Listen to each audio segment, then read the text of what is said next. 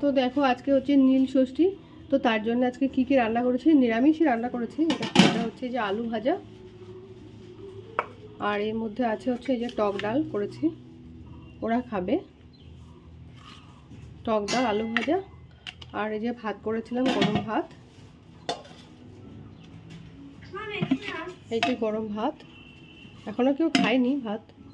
আর করেছি এই যে আমের টক, এটাও সবে মাত্র করা হয়েছে, মানে গরম, নামানো হয়নি। এটা হলো আমের টক। তো আজকে এইটুকুই করেছি এখন অবধি, যদি প্রয়োজন হয় তাহলে আবার কিছু বানাতে হবে। তো আজকে তো নীল ষষ্ঠী, তো তার জন্য আমার জন্য দেখো আজকে কি মানে কি ভিজিয়েছি। তো আজকে তো আগুনের জিনিস খাবো না, তো সেই জন্যই আর কি এই যে ছোলা আর বাদাম ভিজিয়েছি কিছুটা, এখনও ভেজে নিই, মানে সকালবেলা ভিজালাম। তো যখন খাবো বিকালের দিকে তখন আশা করি ঠিক হবে, অসুবিধা হবে না, ফুলফিল হয়ে যাবে। আর এই যে এর মধ্যে ভিজিয়েছি যে সাবু, যে সাবু দিয়ে ফুট টুট দিয়ে খেয়ে নেবো। দেখো এখনও ভেজে নিই সবগুলো, তো এইগুলোই করেছি আজকে।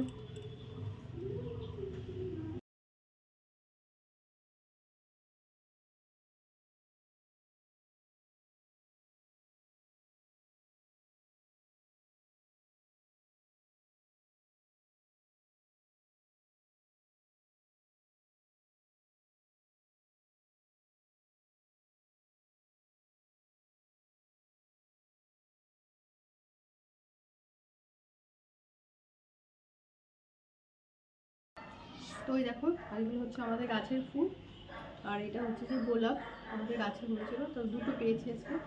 তো শীতে খুব বড় হতো, এখন অনেকটাই ছোটো সাইজের হয়ে গেছে।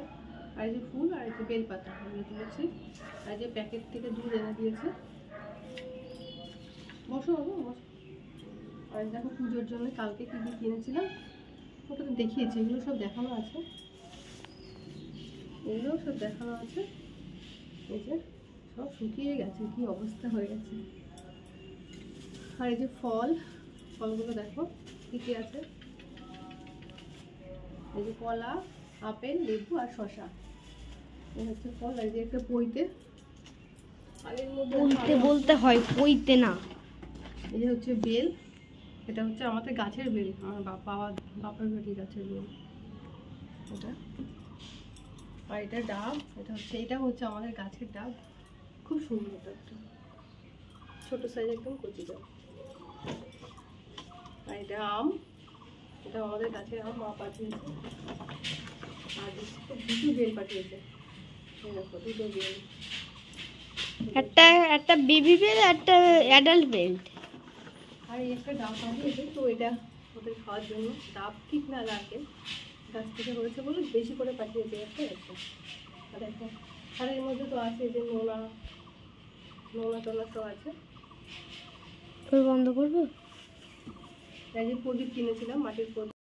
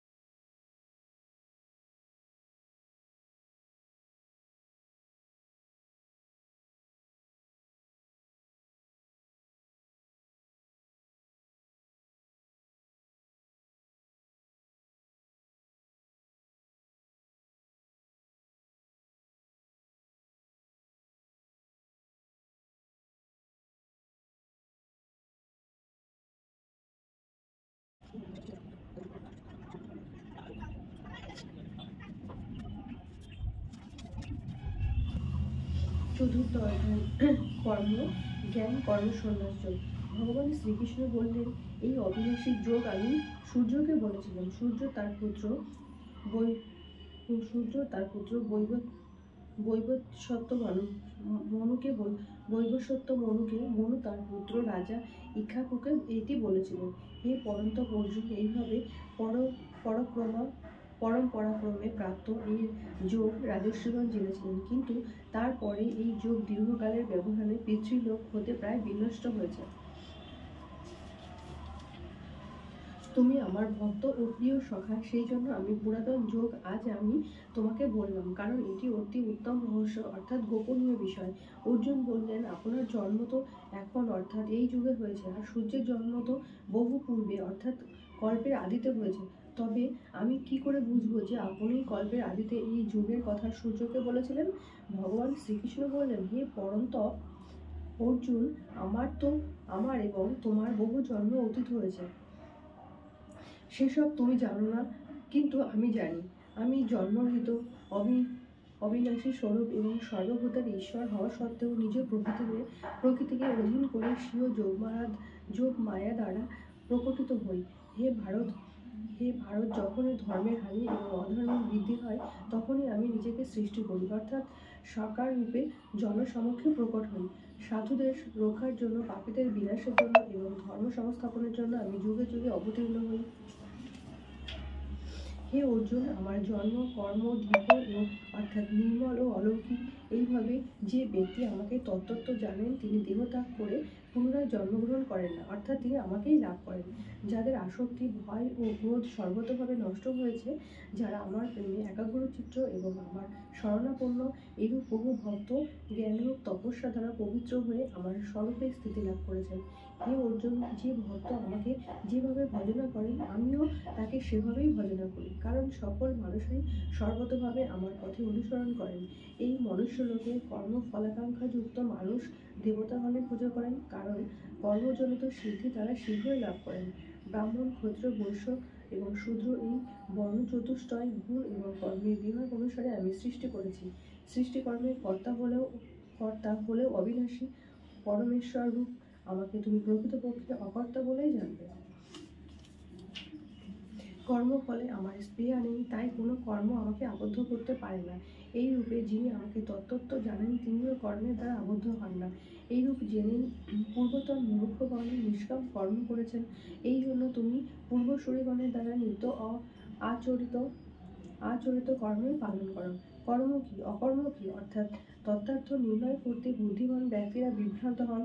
সেই জন্য কর্মতত্ত্ব আমি তোমাকে ভালোভাবে বুঝিয়ে বলছি, যাতে তুমি অশুভ হতে অর্থাৎ কর্মবন্ধন করেন এবং প্রাণায়াম পরায়ণ ইত্যাদিতে তৎপর থাকেন। তার ইহজন্ম এবং পূর্বজন্মের সমস্ত পাপ নিঃসন্দেহে নষ্ট হয়ে যায়। নিত্য স্নানে মানুষের শারীরিক মল নাশ হয়, আর গীতাজ্ঞান রূপ জলে একবার যদি স্নান করা হয় তবে তার সংসার রূপ মল নাশ করে দেয়, যা সাক্ষাৎ পদ্মনাভ ভগবান শ্রীকৃষ্ণের মুখ হতে মিশ্রিত।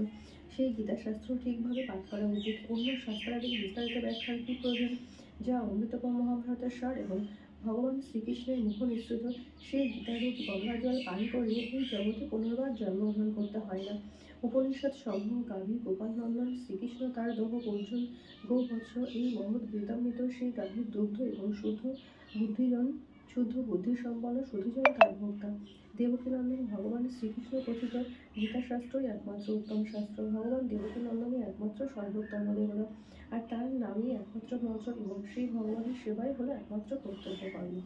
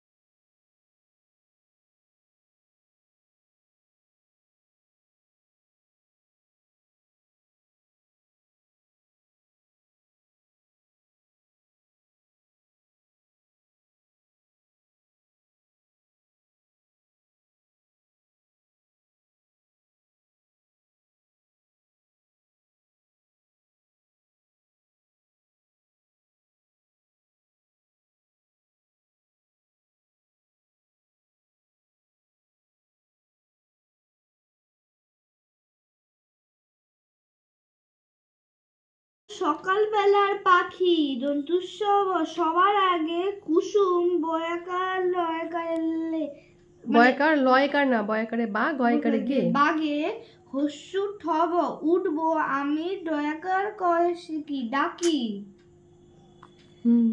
দন্তু সহস্য অন্তু জয়সী কয় জফল, এটা কি? দন্তু সহস্র অন্তর্জয় জফলা রশ্মি সূর্যি।